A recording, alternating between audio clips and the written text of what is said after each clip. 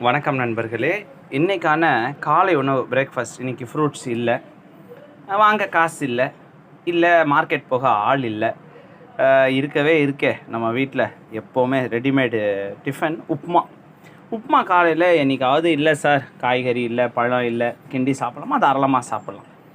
சரி, உப்புமா சாப்பிட்றதுலேயே நீங்கள் எதாவது நிபந்தனை போடுவீங்கன்னு ஃபஸ்ட்டு உங்கள் வீட்டில் சமைச்சு சாப்பிடுங்க. இதையும் ஸ்விக்கி சொமேட்டோவில் ஆர்டர் பண்ணாதீங்க. தொட்டுக்க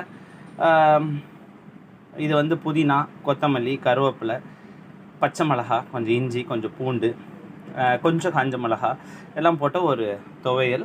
இது தாளிக்க எண்ணெய்லாம் எதுவும் ஊற்றலை. உப்புமாக்கு லேசாக கொஞ்சம் எண்ணெய் ஊற்றப்பட்டிருக்குது. லேசாக அந்த கடுகு கூட வெடிக்கிற அளவுக்கு, அந்த கருவேப்பிலை தாளிக்கிற அளவுக்கு.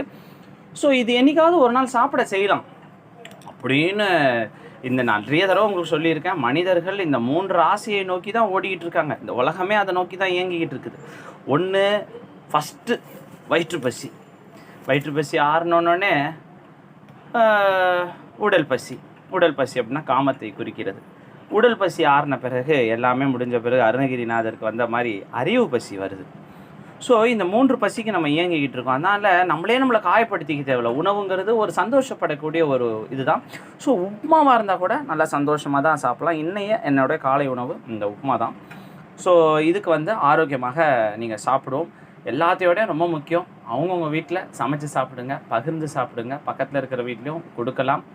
அப்போ காலத்தில் ஹோட்டல்லாம் இல்லையே, நீங்கள் என்ன பண்ணுவீங்க வெளியே போனால்? அந்த காலத்தில் இல்லங்கள் இருந்தது ஐயா. இல்லங்கள்னால் ஒரு இல்லத்தான், அதாவது குடும்பமாக கணவன் மனைவி குழந்தைகளோடு இருந்தால் அங்கே சாப்பாடு இருக்குன்னு அவனுக்கு தெரியும். அந்த பக்கம் போகிறவங்க கூட திண்ணையில் உட்காரும், ஐயா கொஞ்சம் சாப்பிட இருந்தால் கொடுக்குறவனுக்கும் சந்தோஷம், வாங்குறவனுக்கும் சந்தோஷம். ஹோட்டல் தேவையில்லை.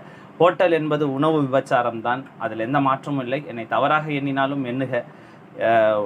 முக்கியமான கருத்துக்களை சொல்லாமல் இந்த நம்ம முரளி படம் காதல் மாதிரி இருக்க வேண்டாம்.